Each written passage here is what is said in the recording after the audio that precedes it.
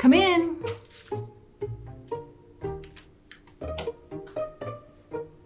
I'm so glad you can make it in today. I hope the drive wasn't too far for you. Nope, not at all. I love driving anyways.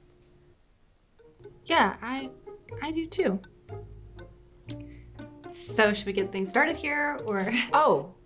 I'm sorry, was that impolite? People tell me that I can be pushy and forward in awkward situations, so. Do people really say that? I'm sorry, what was that? Oh, I'm sorry, I was just thinking out loud a little bit. Oh, I like to do that too. Your resume isn't very long. It is rather impressive, though. I mean, some of these jobs are hard to get a hold of. Yeah, I don't have a lot of experience at multiple jobs, but I have been at a few for a long time. Forever. That isn't true. Is it? Yeah, kind of, but hey, at least you can say I'm committed. Although my mom says I'm scared of change. She really says that? Yeah, it's fine though. I really like where I work. It is fine, right? I mean, commitment is a good thing. I think it's good to show that you really care about what you do. And I think your mom is being a bit harsh about the commitment thing. So, thanks. Am I really scared of change? I'm sorry, what was that last part? Oh, I'm sorry, I was thinking out loud again. But wait, you said you really like where you work. Yeah, I really do. So why are you interviewing for this job? Oh, well, I guess I didn't really think that through. I think I'm keeping my options open. But that doesn't really make sense because I just said I was afraid of change. Maybe I'm doing it to prove to the people around me that I actually am spontaneous and I'm not afraid to change things up. Maybe it's not for me at all. Maybe it's just the illusion of something new, but in reality, it's all just a facade. So I can act like I'm not constantly fighting for complete control over everything in my life. I guess my mom was right. I can't be free. I'm held captive by my own desire for the familiar.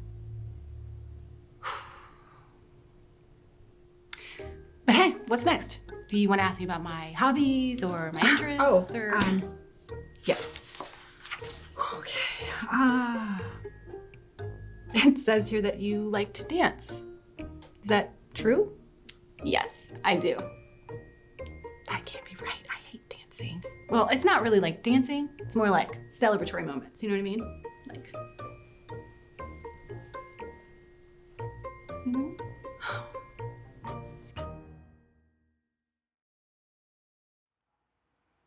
Hello, New Point. I want to welcome all of you at our physical locations, along with those of you joining us online. Now, I want to encourage you and invite you to follow along with the notes. And you can use our New Point app. And if you will go to Sundays, the tab, you'll see their weekly notes at the top. And I want to encourage you to follow along because we're going to learn a whole lot of stuff today. We're in week 2 of our series, This Is Us, and we're discovering more and more about who we are and how it relates to God and how it relates to one another and even the church. Now, to do that, we're going to take a look at the Enneagram, okay? Now, I want you to know that I realize that there's all kinds of information available out there online about the Enneagram. Some is good, some is bad. And we're not going to get caught up in certain views or opinions on the matter. I just simply want us to take a look at the Enneagram from a practical view, from a biblical view, and understand that it's really no different than the Myers-Briggs or maybe a DISC. And what we have to understand is God is the great designer. He's the one who knitted you together in your mother's womb. And we want to take a look at how He has fashioned and designed you and me as his kids. And we want to be able to have a better understanding of who we are and how we think and why we do what we do. And not only us, but also those around us, our spouses and our kids and our moms and our dads and our friends. You see, we're all different. None of us have the same fingerprints or eyes. You are unique. No one is quite like you. But the question is, are you aware of who you are? And do you understand why you do what you do? You see, I believe that too many of us lack self-awareness. And we don't have that self-awareness. And so maybe we bother people because we don't honor their space. And the key is knowing who you are, knowing how you're wired. You see, apart from knowing who you are, it's really hard to understand and know who God is. Because there is no deep knowing of God without a knowing of yourself. And there's no deep knowing of self without a deep knowing of God. And the Enneagram helps us with this. And so when it comes to Christ, there is a self to lose and a self to find. And we have a personality. You have a personality, I have a personality, and it's different. And there's part of it that's good, part of it that's healthy, and part of it that's not so good and not so healthy. And so that's what we're looking at. This is us. Now, Jesus is recorded by saying this, and he's talking to Jews who had come to know him, believe in him, and they had all this baggage in their life, and he was wanting them to shed that, to shed their old self, and to be able to come into the new self that he has for them in the person of Jesus Christ. And so he writes these words, or he says these words. He says, if you continue to obey my teachings, you are truly my followers. Then you will know the truth, and the truth will what? Make you free. And so he's inviting these Jews to come in and to learn from him, and not just learn from him just one time, but to continue to walk in his truth. And he says, if you'll do that, you'll be my true followers, and guess what? The end result is you'll experience freedom. And so that's his invitation to you and me. And that's my invitation to you. You see, you can't put off your old self and put on your new self unless you're in touch with yourself. And so the goal is to know yourself in light of truth, because it's the truth that sets you free.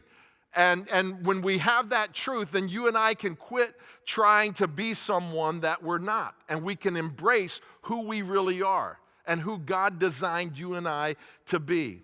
And so, how do you get to know yourself?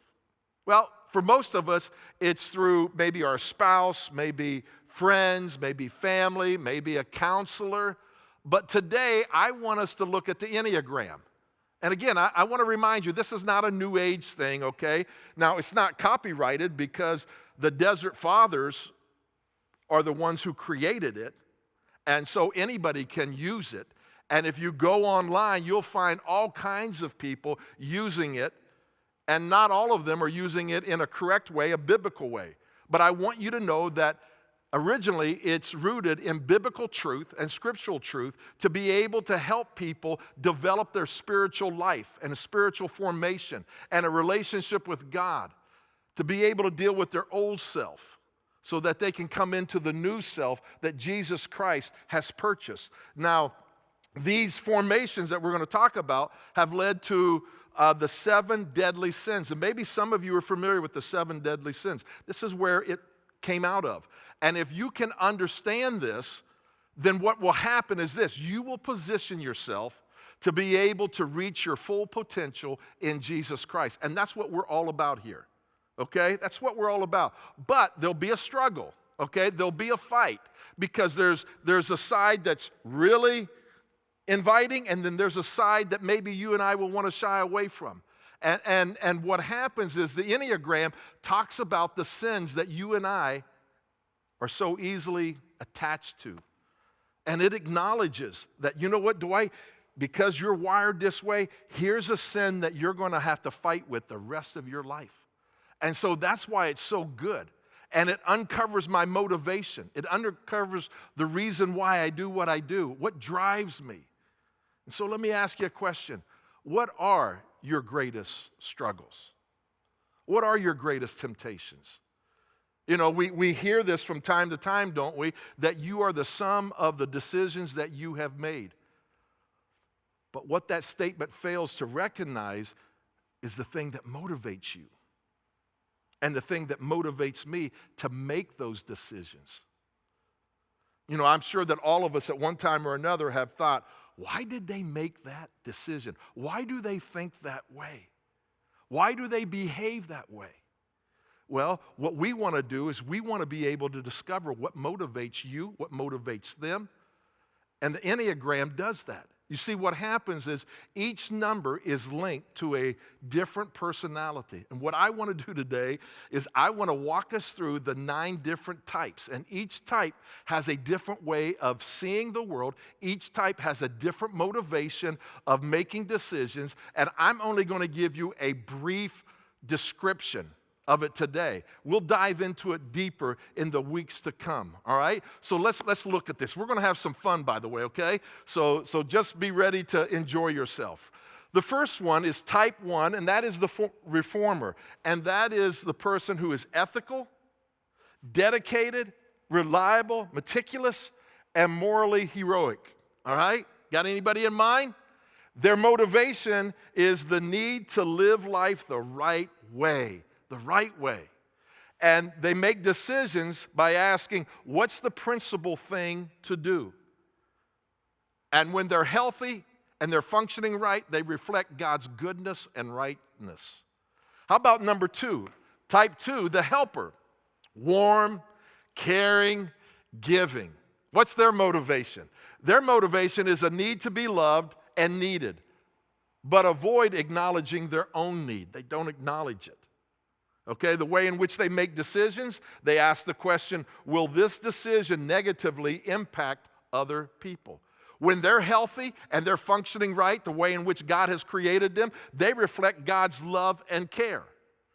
Now, type 3 is the achiever, all right? The achiever, success-oriented, image-conscious. They're wired for productivity. I mean, they get things done, okay? Their motivation is this, a need to succeed or to appear successful and to avoid failure at all cost.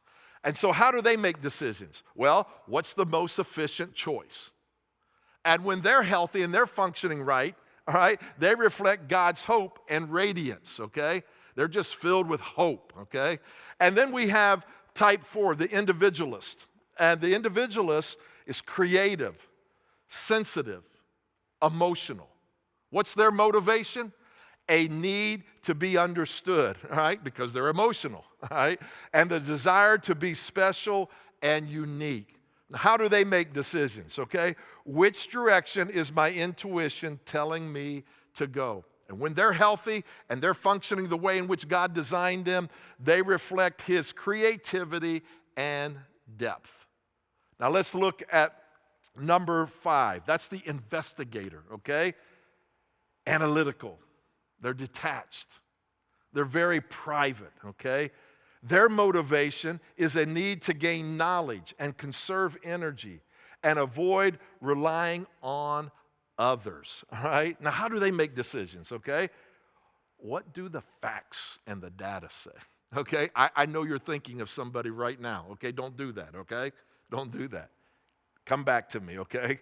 Now, when the 5 is healthy, okay, and doing well, okay, they reflect God's wisdom and insight. They reflect God's wisdom and insight. And then type 6 is the loyalist, committed, practical, even witty, okay? They're even witty. Now, their motivation is the fear of worst case scenario and the need for what? Security, safety, and support. How do they make decisions?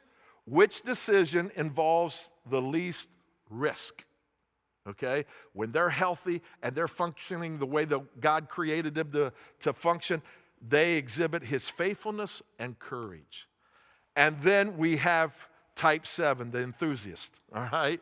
They're fun. They're the life of the party, okay? Spontaneous. They're adventurous, okay?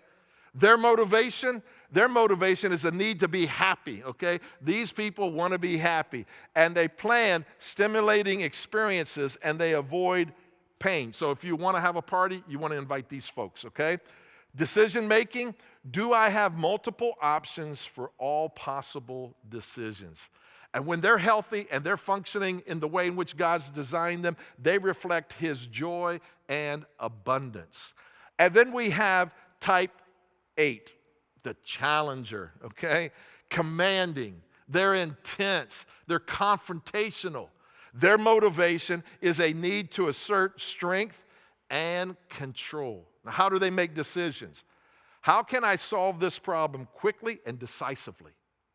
And when they're functioning right in the way in which God designed them, they reflect His power and protection. And then we have type 9, the peacemaker, all right? Pleasant, laid back, accommodating, okay? Their motivation, a need to keep the peace and avoid conflict at all costs. And how do they make decisions? Well, based on the feedback that they've received. This is the direction that we're going to move in. So they get feedback and then they say, okay, hey, this is where everybody wants to go. We're going to go that way. Now, what happens is when they're functioning healthy and in the way that God designed them, they reflect His peace and oneness. Now, I know what's happening right now, okay? You're already saying, I know which one I am. I know which one I am. I know which one my wife is. I know which one my dad is. I know which one my son is or my boss, okay? And it can be easy to see yourself or others in all of these. But the important thing that you need to realize is not the what, but rather the why, the motivation, okay? That is, why do they do what they do, okay? That's the way that you want to look at this. It's through the motivation, how you relate to them. And so what I'm going to do is I'm going to read a paragraph. All right? They're not going to be in order, but I'm going to read a paragraph that gives a description of each of these 9. And what I want you to do is I want you to pick 3 of them. 3 of them. They're going to be lettered out, okay? I want you to pick 3 of them. And you can use your notes, okay? And I want you to pick 3 of them. Now, the easiest way to do this is to be able to, don't think of anybody else, all right? I know it's going to be tempting to do that. Just think about you. And when you hear the motive that relates to you most, then write the letter in one of those 3 spaces. Now, remember, the most important thing is not what you do. It's why you do it. This is about who you are and why you do what you do. Now, you got to be brutally honest with yourself, okay? All right, we're not trying to buttonhole anybody. You're valuable, you're special, you're unique, but you want to be who God has created you to be. You want to be your authentic self. And so let's jump in, let's have some fun, all right? So here's option A, and so let's go through this. I approach things in an all or nothing way, especially issues that matter to me. I place a lot of value on being strong and honest and dependable. What you see is what you get. I don't trust others until they have proven themselves to be reliable. I like people to be direct with me, and I know when someone is being devious, lying, or trying to manipulate me. I have a hard time tolerating weaknesses in people unless I understand the reason for it. I also have a hard time following orders or directions if I do not respect or agree with the person in authority. I am much better at taking charge myself. I am always ready to stick up for friends or loved ones, especially if I think that they are being treated unjustly. Okay, you say, I know who this is. This is my dad. Okay, don't go there. We're talking about you, okay? If that's you, then you can write down the letter A, all right? Let's go to option B. Option B, I have a high internal standard for correctness. I expect myself to live up to those standards. It's easy for me to see what's wrong with things as they are and to see how they could be improved. I know you're thinking of your mother-in-law. Don't go there, okay? I may come across to some people as overly critical or demanding perfection, but it's hard for me to ignore or to accept things that are not done the right way. I sometimes have feelings of resentment when people don't try to do things properly or when people act irresponsibly or unfairly, although I usually try not to show them openly, right? Goes, for me, it's usually work before pleasure, and I suppress my desires as necessary to get the work done. If that's you, okay, if that's your motivation, then put the letter B there. Let's go to option C, okay? I seem to be able to see all points of view pretty easily. I may even appear indecisive at times because I can see advantages and disadvantages to all sides. The ability to see all sides makes me good at helping people resolve their differences. This same ability can sometimes lead me to be more aware of other people's positions and agendas and personal priorities than my own. It is not unusual for me to become distracted and then get off task on the important things I'm trying to do. I avoid conflict by going along with what others want. People tend to consider me to be easygoing, pleasing, and agreeable. It takes a lot to get me to the point of showing my anger directly at someone. Wow. Now, again, if that's your motivation, then just put down the letter C. Here's option D, all right? Are you having fun? I trust that you are, okay? Very, very interesting, isn't it? Enlightening. I am sensitive to other people's feelings. I can see what they need, even when I don't know them. Wow. Sometimes it's frustrating to be so aware of people's needs, especially their pain, because I'm not able to do as much for them as I'd like to. It's easy for me to give of myself. I sometimes wish I were better at saying no because I end up putting more energy in caring for others than taking care of myself. It hurts my feelings if people think I'm trying to manipulate or control them, when all I'm trying to do is to understand them and help them. When I am not taken into account or appreciated, I can become emotional or even demanding. Good relationships mean a great deal to me, and I'm willing to work hard to make them happen. You know, you're saying, that's my mom. Maybe, I don't know. But is it you? That's what we're wondering. Okay? Let's go to option E, all right? Being the best at what I do is a strong motivator for me, and I have received a lot of recognition over the years for my accomplishments. I identify strongly with what I do because, to a large degree, I think my value is based on what I accomplish. I have always had more to do than will fit in the time available.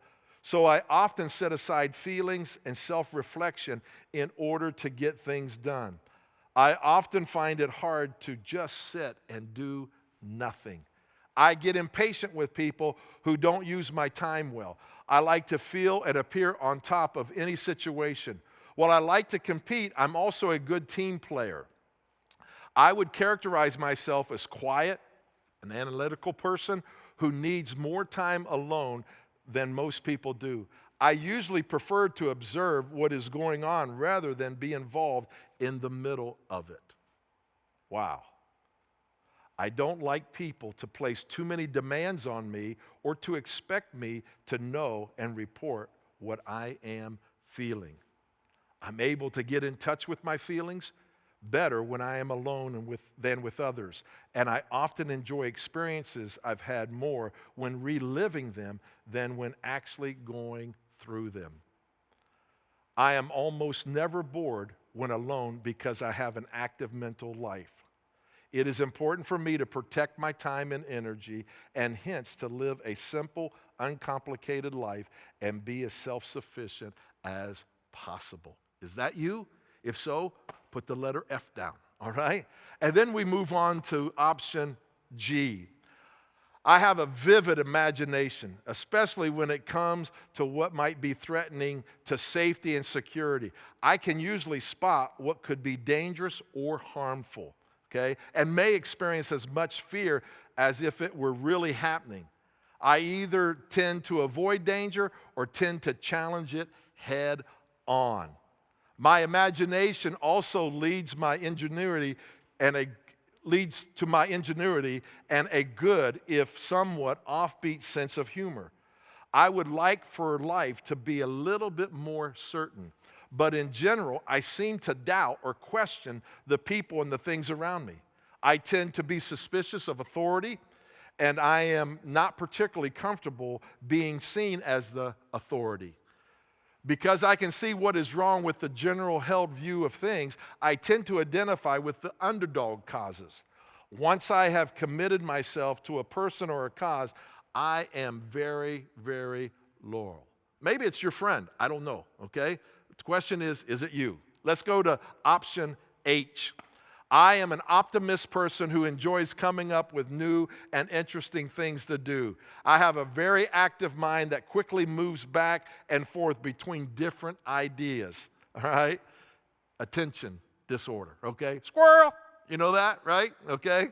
I like to get a global picture of how these things, these ideas fit together, and I get excited when I can connect concepts that initially don't appear to be related.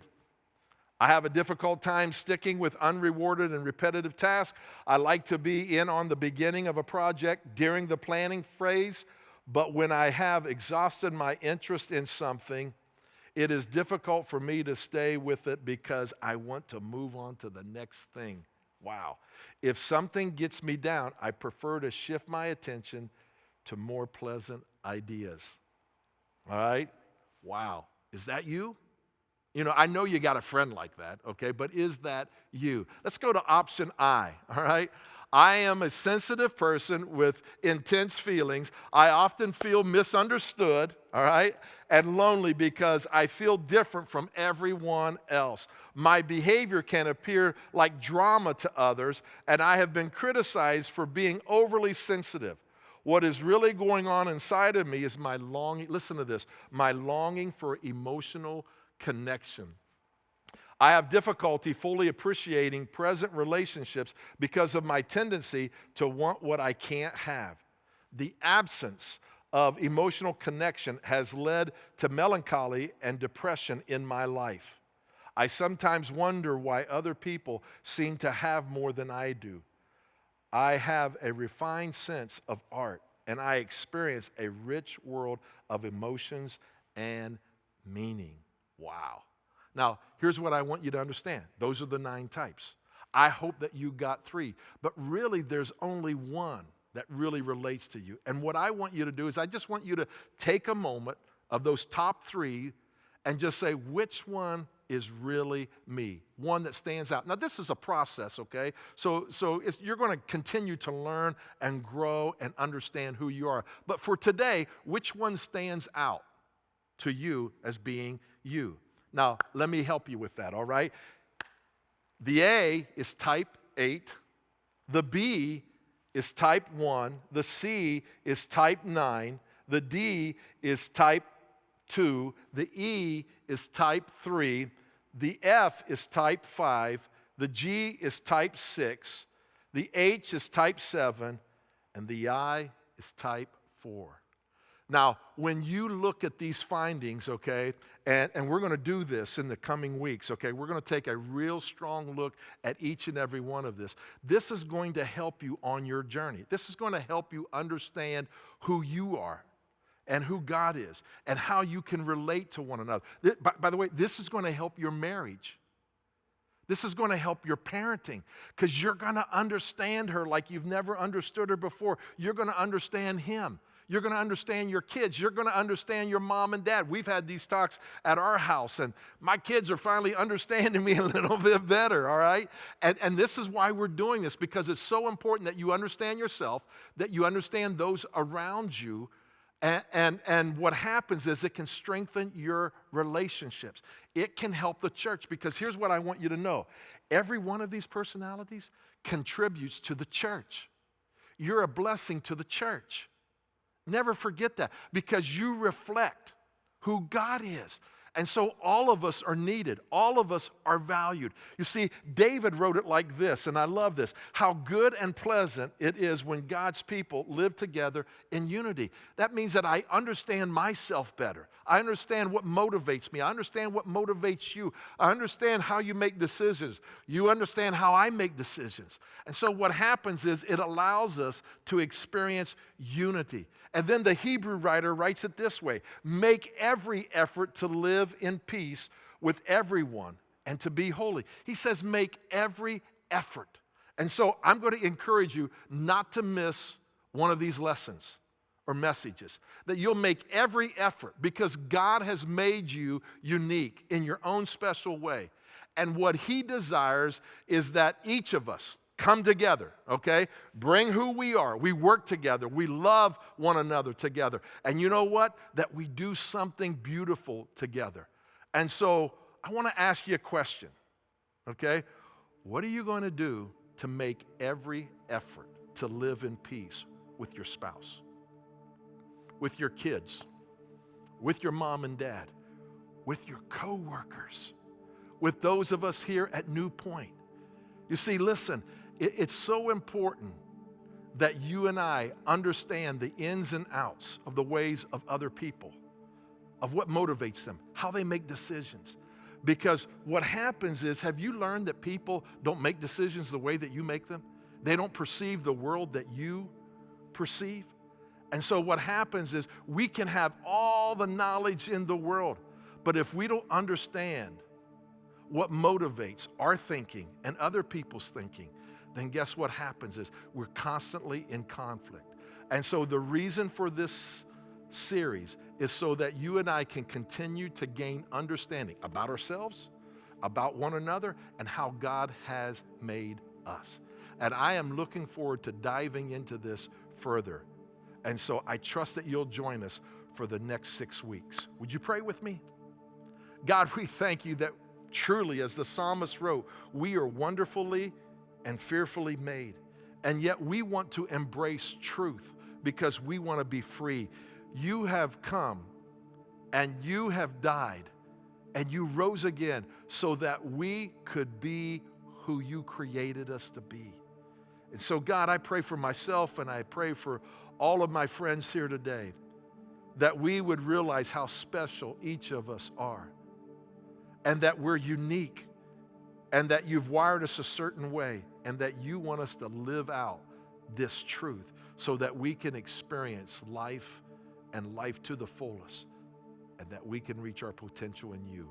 Thank you so much, God, for who you are and for how you have created us. And it's in Jesus' name we give thanks. Amen.